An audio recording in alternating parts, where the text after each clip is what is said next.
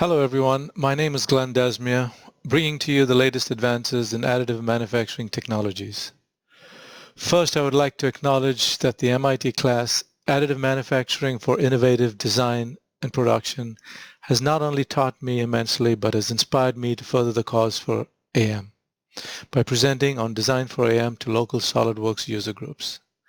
A big thank you goes out to Professor Hart and Hayden of MIT for putting this course together. The exceptional content, the quality of the instruction, the engaging assignments and case studies are second to none. Their continued involvement on social media to inform and educate the alumni is also great. Finally, I'd like to share some knowledge with friends, students, and fellow MIT CTAs and staff. The first process I want to bring to you is a metal AM process by Digital Alloys called Joule Heating.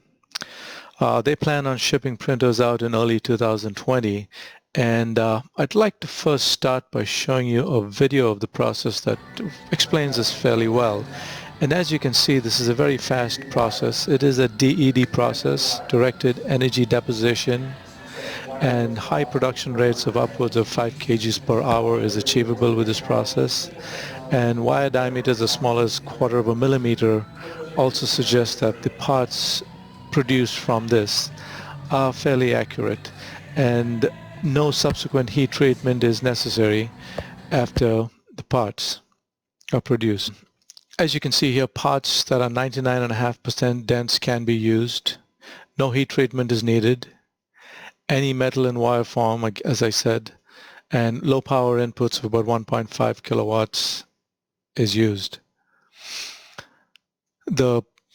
As you can see in the schematic here, current passes through this wire and jumps into the bed that completes the circuit. Joule's law suggests that the electric losses, or the heat evolved per second, is the square of the current in amps and the resistance in ohms.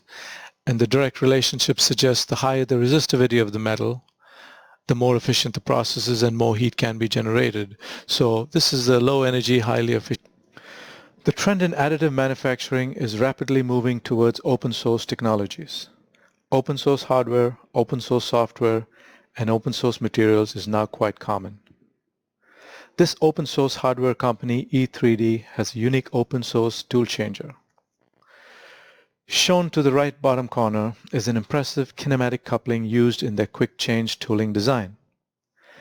It is a simple setup consisting of a plate and a block, one of which has 3 spherical projections arranged 120 degrees apart in a tripod fashion. The mating half is a clevis-style block, which has 3 sets of 2 rollers each, arranged in the corresponding locations 120 degrees apart. It houses a cross pin whose rotation is controlled by a thumb wheel inside the clevis. Once the plate is mated to the clevis and the cross pin is engaged, a quarter turn on the thumb wheel in the block causes the cross pin to go over a machine ramp.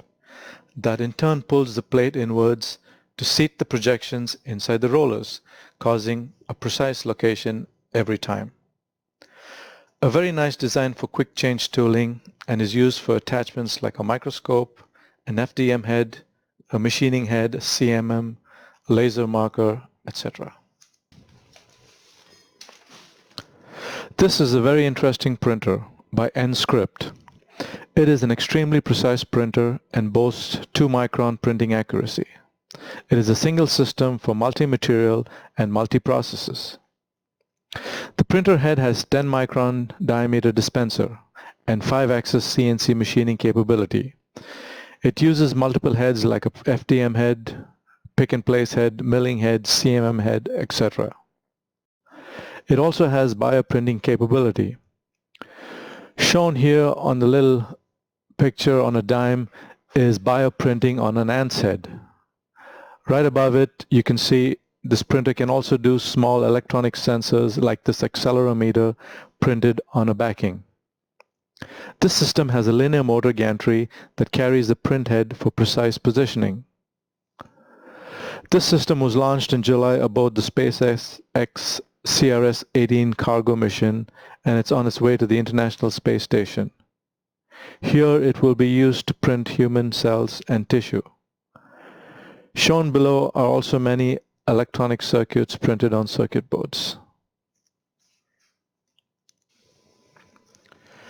Brought to you by Optomic is this DED hybrid machine. DED as we know it is the faster but less precise process. This system has a 5-axis CNC machine combined with the DED process.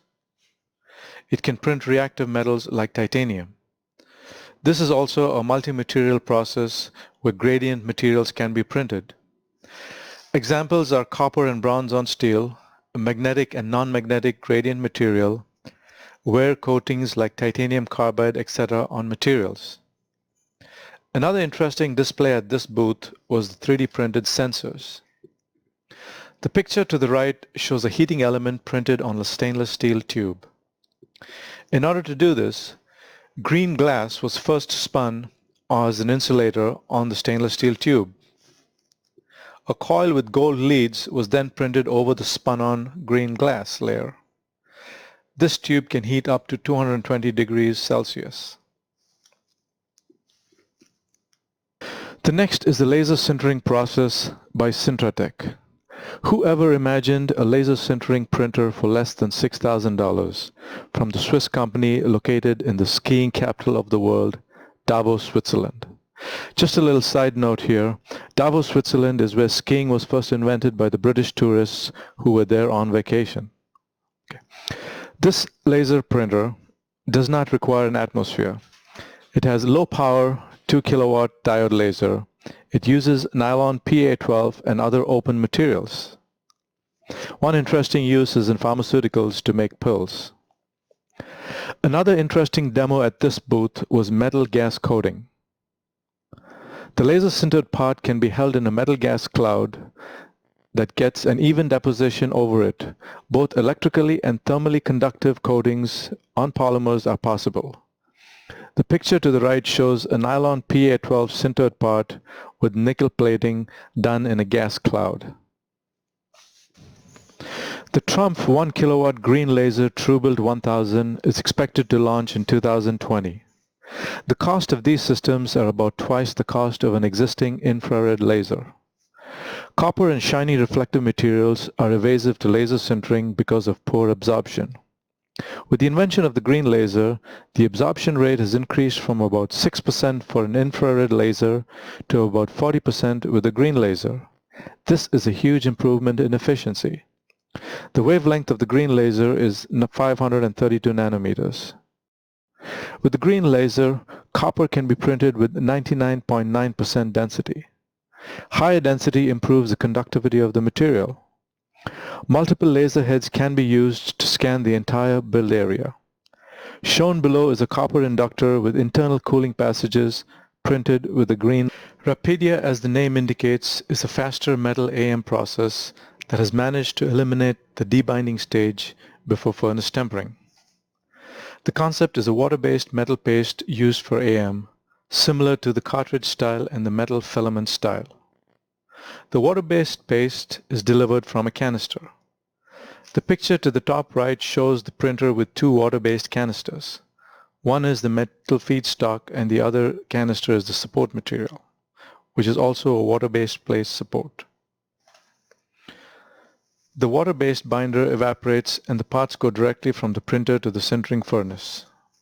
As you see in the picture, it is also available for 17 4pH 360 Nel stainless steels and Inconel.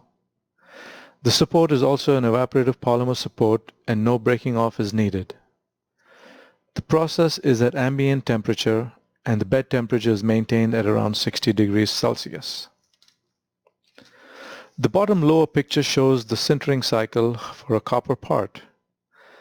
The sintering process lasts about 20 hours. The process involves slow heating at 4 degrees Celsius a minute up to 380 degrees C. A dwell cycle follows for 3 hours while the part is maintained at 380 degrees C.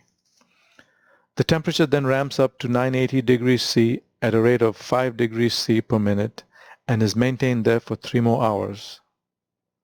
The part is then cooled down gradually to ambient temperature. Additive manufacturing has opened the doors to a variety of special materials. New better materials surface regularly at a very rapid pace. If this was not fast enough, Form Alloy has come up with a rapid alloy development apparatus, where metal alloys can be made in real time. The apparatus consists of 16 hoppers. Each hopper consists of 20 milliliters of metal powders. Powder is melted and then jetted onto the part.